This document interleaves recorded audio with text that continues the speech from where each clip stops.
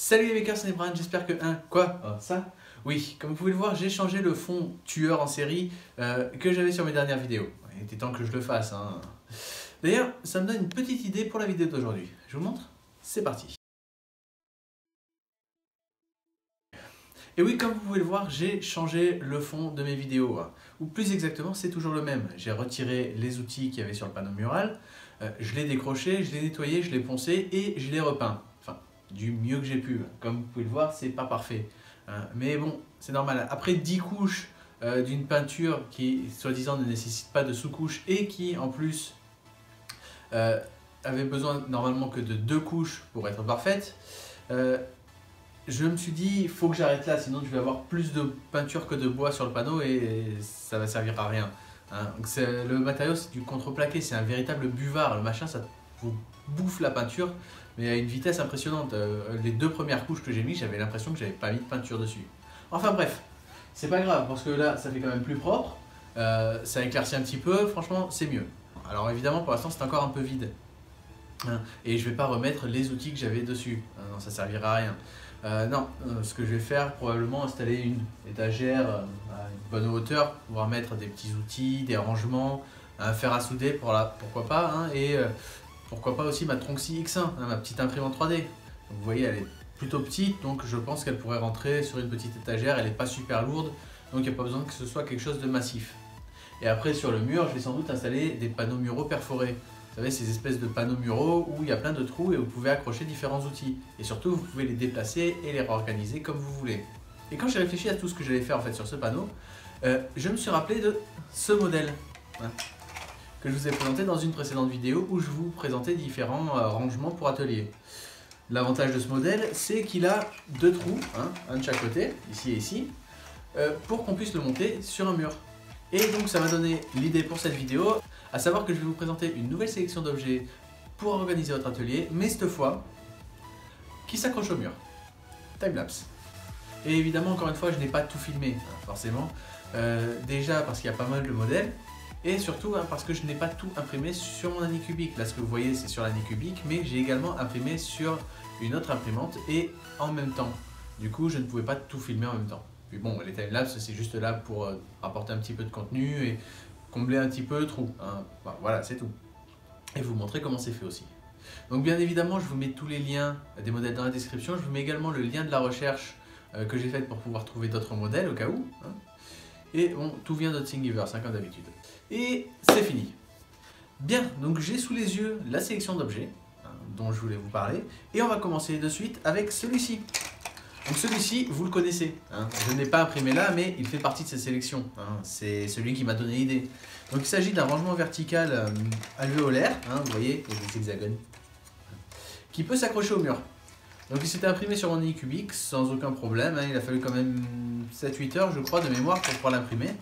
Et bon, comme vous pouvez le voir, je m'en sers pour ranger tournevis, petites pinces, des mèches, ce genre de choses. Des petits objets assez grands, genre des lames de scie sauteuse. Vraiment, des petits objets, c'est vraiment pratique. Par contre, celui-là, bon, il a 2 trous pour s'accrocher au mur, mais je ne le vois pas en fait en suspension. Comme la surface est plutôt plate en dessous, je le vois plutôt posé par exemple sur l'étagère, mais fixé au mur pour pas qu'il se balade. C'est pas mal. Après, certains pourront vouloir l'accrocher au mur, ça, chacun ses goûts, mais moi je le vois vraiment comme un objet posé sur une surface plate. Mais bon, c'est mon choix. Bien, donc maintenant on passe aux objets que j'ai imprimés, à commencer par celui-ci. Donc vous pouvez voir sur la photo, c'est un objet plutôt massif. J'étais obligé de le tourner en fait, pour pouvoir l'imprimer correctement, parce que si je le posais juste comme ça, il ne rentrait pas sur le plateau. Cette distance-là, elle fait plus de 20 cm, donc ça ne rentrait pas. Donc ce modèle, c'est un support pour tournevis. Alors il en existe des tas de supports pour tournevis. Mais celui-là, c'est celui qui a retenu mon attention. Parce que la plupart des supports tournevis que l'on a sur Thingiverse sont relativement petits. On peut ranger 4 ou 5 tournevis. Et la gamme de tournevis que l'on peut mettre dedans est assez restreinte. C'est-à-dire que c'est généralement pour des petits tournevis ou un set de tournevis un peu plus gros. Mais on n'a pas vraiment de choix. C'est toujours à peu près la même taille de tournevis. Soit des petits tournevis de précision, soit des tournevis assez classiques. Or, ce modèle-là peut ranger 24 tournevis, je crois, oui, et surtout, ben, il y en a pour tous les goûts. Je veux dire, ça c'est les petits tournevis qu'on a avec les imprimantes 3D.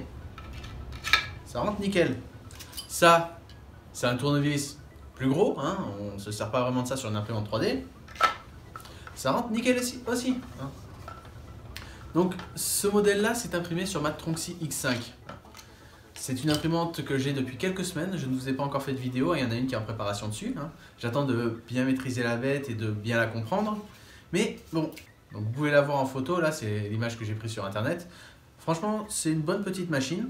Hein, et surtout, bah, je l'ai installée dans mon atelier, ce qui veut dire que je peux imprimer de nuit sans problème. Parce que là, ça m'a pris plus de 26 heures pour imprimer ce modèle. Alors, j'ai fait un remplissage à 10%.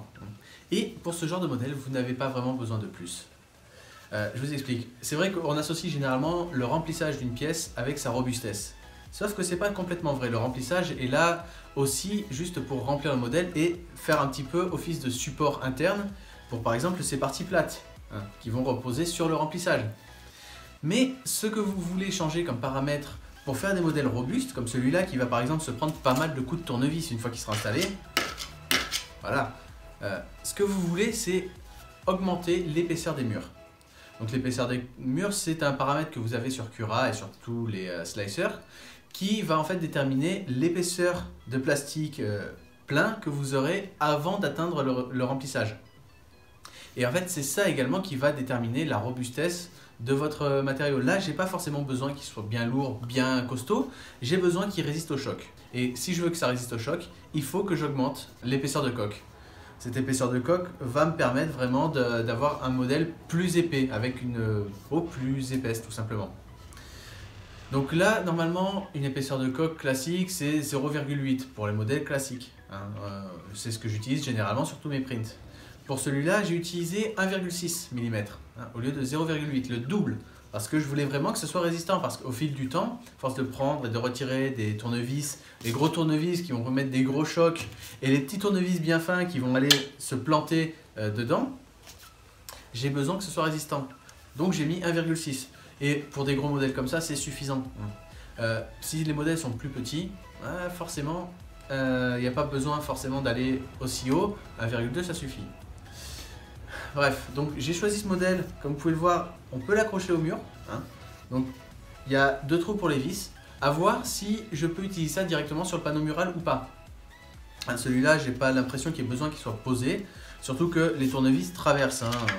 Les tournevis sont faits pour traverser, si jamais il y a des tournevis bien longs, au moins ça peut aller en dessous. Donc ces trous-là, je ne sais pas s'ils seront alignés avec les panneaux muraux que je vais choisir. Hein. Mais c'est pas grave, au pire je peux l'accrocher directement sur le bois. C'est pas parfait puisque j'aimerais bien sauvegarder au maximum le bois et ne pas le perforer et m'en servir vraiment comme support. Mais bon, c'est pas grave. Honnêtement, ce support de tournevis est juste parfait pour cet atelier. Parce que, comme vous pouvez le voir, on peut mettre des petits et des gros tournevis. Et justement, la totalité des modèles que je vais vous présenter ne sont pas spécifiques à l'impression 3D. Ce que je veux dire par là, c'est que là, je choisis des modèles en fonction de ce que je veux faire dans mon atelier. Et ce que je vais faire principalement, c'est de l'impression 3D. Enfin, mais je ne vais pas faire que de l'impression 3D. Je fais un peu d'électronique, un peu de bricolage classique. Et donc, j'ai besoin de modèles qui puissent faire des rangements pour les pièces d'imprimante 3D, mais également pour des tournevis classiques, pour des pièces classiques. Donc, vraiment, les modèles que je vous présente sont adaptés à n'importe quel atelier de bricoleur, voire même certains professionnels, pourquoi pas hein. Tout comme par exemple le prochain modèle, celui que vous avez vu se faire imprimer, c'est ceci. Donc ceci, qu'est-ce que c'est? C'est tout simplement un support pour embouts de tournevis. Donc, comme vous pouvez voir sur la photo, hein, ces petits embouts, on en a plein à chaque fois qu'on achète un tournevis et on finit toujours par perdre ceux qu'on ne veut pas et on se retrouve avec tous ceux dont on n'a jamais l'utilité parce qu'on ne voit même pas dans quoi ça peut rentrer. Donc là, on peut en rentrer pas mal. Hein. Je peux vous garantir que si vous imprimez 2 pièces comme ça, vous y rangez tous vos embouts, hein, même les doublons. Vous en imprimez 3 si vraiment vous en avez beaucoup, mais là c'est même plus des doublons, triple, quadruple même. Bref, donc cette pièce là c'est vraiment pratique. Une fois accroché au mur, vous avez tous vos embouts au même endroit. Parce que comme vous le savez, généralement si on a de la chance, on reçoit les embouts sur des petites ramettes, hein, où il y en a 7-8 dessus. Et ben, on finit toujours par les perdre, ce genre de choses. Enfin, moi en tout cas, je sais que je les range dans une boîte en me disant ah, je sais tous mes embouts sont là, et après je perds la boîte. Donc là au moins ils sont accrochés au mur. Pour pas les trouver, ça va être difficile. Donc là pareil, c'est pas vraiment une pièce qui va prendre beaucoup de choc hein, comparé à celle-là. Donc j'ai pas besoin de monter à 1,6 en mur. Je me suis mis à 1,2, hein, juste par prévention. Et pareil, le remplissage il est à 15 ou 20%, je sais plus. Pas énorme, hein, parce qu'il va pas supporter énormément de poids. Et comme vous pouvez le voir, on a 3 trous pour pouvoir l'accrocher au mur. Donc encore une fois, je vais voir si ces 2 trous s'alignent avec les panneaux perforés ou s'il faut que j'improvise un petit peu. Hein. Sachant que sur les panneaux perforés, bon, certes, si ça ne s'aligne pas, je peux soit l'accrocher directement au mur, soit imprimer un genre d'adaptateur qui va tout simplement avoir 2 pins qui dépassent et qui va s'accrocher directement sur les panneaux perforés. Ça, j'ai pas encore choisi quel panneau je vais prendre et selon les marques, l'espacement entre les trous diverge un peu. C'est dommage, mais c'est comme ça. Donc pareil, ça prend environ 7 heures à s'imprimer. Hein, et je vous le dis, vous en imprimez 2 et vous en avez suffisamment. Le reste, vous pouvez le ranger quelque part et le perdre, c'est pas un problème. Bref, passons au modèle suivant. Donc, le modèle suivant, c'est ceci. Alors, ceci, ça a l'air de pas grand chose. Hein. Ça a été imprimé également sur ma Tronxy X5. Donc, qu'est-ce que c'est? C'est tout simplement des supports pour pouvoir accrocher au mur une multiprise. Hein. Donc, ce que je voudrais, comme je vous l'ai dit, c'est installer une étagère et mettre fer à souder ou une Tronxy X1. Hein. Et pour ça, j'ai besoin de courant. Or, l'installation électrique ici, c'est pas génial. Donc, ce que je voudrais, c'est mettre sous l'étagère une multiprise. Alors, c'est un modèle assez générique qui marche plutôt bien avec les multiprises un petit peu low cost. Hein. Alors, je conseillerais normalement jamais d'utiliser du matériel de mauvaise qualité, surtout pour l'électricité. Hein. Mais bon, ces multiprises, genre quand je dis low cost, je parle des multiprises premier prix chez Monsieur Bricolage ou Castorama. Elles ont un design vraiment basique et donc qui rentre là-dedans parce que c'est fait pour un design vraiment un bête rectangle, hein, tout simplement. Pas les multiprises un petit peu avec des ronds, tout ça, des gros trucs, non, vraiment le basique. Alors bien sûr, maintenant la plupart des multiprises, elles ont également directement des trous pour pouvoir les accrocher au mur. Mais là au moins, ça bouge pas. Un de chaque côté et c'est bon. Donc comme vous pouvez le voir, ça c'est pas super bien imprimé. Vous pouvez voir sur la photo. Au même endroit, hein, enfin en effet miroir, mais vous avez une partie qui n'a pas tenu. Hein, au niveau du trou qui a été fait pour la multiprise. Et ben, ça c'est tout simplement parce que je ne maîtrise pas encore très bien la Tronxy X5. Alors ça va venir, hein, mais c'est une question de réglage. À mon avis, c'est au niveau de la vitesse de l'impression qu'il y a eu un problème. Parce que ça n'a pas tenu. Donc il y a peut-être la vitesse de l'impression, le remplissage, enfin... Il y a pas mal de paramètres à prendre en compte. Je débute tout juste avec cette machine. Elle a pas mal de problèmes. Je vous en parlerai dans une prochaine vidéo. Hein, mais bref, ça ne va pas empêcher le modèle de faire ce qu'il est censé faire. Hein. Et puis il sera caché en dessous. Donc niveau esthétique, c'est pas bien grave. Là, il n'y a pas vraiment besoin de mettre un remplissage puisque on met 2 épaisseurs de coque de 1,2 et il n'y a que de la coque. Donc le reste c'est imprimé très bien, hein, sans problème. Donc là, ça va aller directement sous l'étagère, donc pas besoin de se demander si c'est adapté au panneau mural ou pas. Et ça devrait faire plutôt bien son travail. Et comme ça, j'aurai une multiprise cachée. Hein, et quand j'en aurai plus besoin, je pourrai tout simplement retirer les fils. Et ça sera propre. Voilà, c'est surtout ça qui m'intéresse. Ça se voit pas, en fait.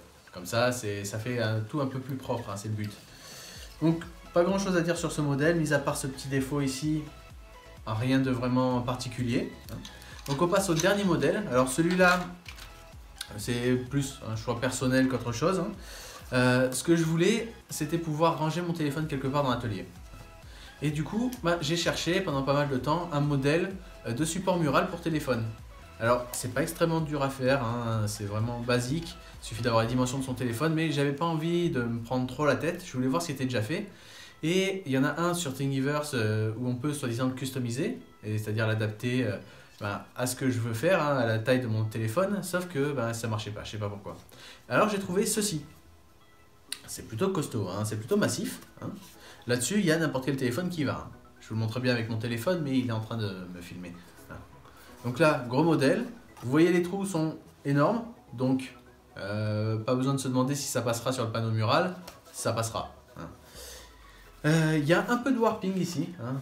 Je l'ai imprimé comme ça debout et il y a un petit peu de warping. Encore une fois, c'est juste que j'ai pas paramétré correctement mon imprimante. Sinon, le modèle s'est imprimé très bien. Il y a une petite encoche pour pouvoir mettre, pour pouvoir faire passer le chargeur. Mis à part ça, il n'y a vraiment rien de particulier sur ce modèle. Il s'est imprimé correctement. C'est propre. Encore quelques petits problèmes avec la tronc-ci, mais il n'y a pas vraiment besoin que ce soit parfaitement plat ici, quoi. Je veux dire, là, le but, il sera juste accroché au mur avec mon téléphone dessus. Il n'y aura pas besoin de plus. C'est suffisamment résistant pour que je puisse poser ça dessus, même autre chose, mes clés, je sais pas. Tout ce que je veux, c'est éviter que le téléphone traîne sur l'établi, prenne la poussière ou prenne des éclats, des coups de marteau, n'importe quoi. J'ai pas envie de finir par l'abîmer.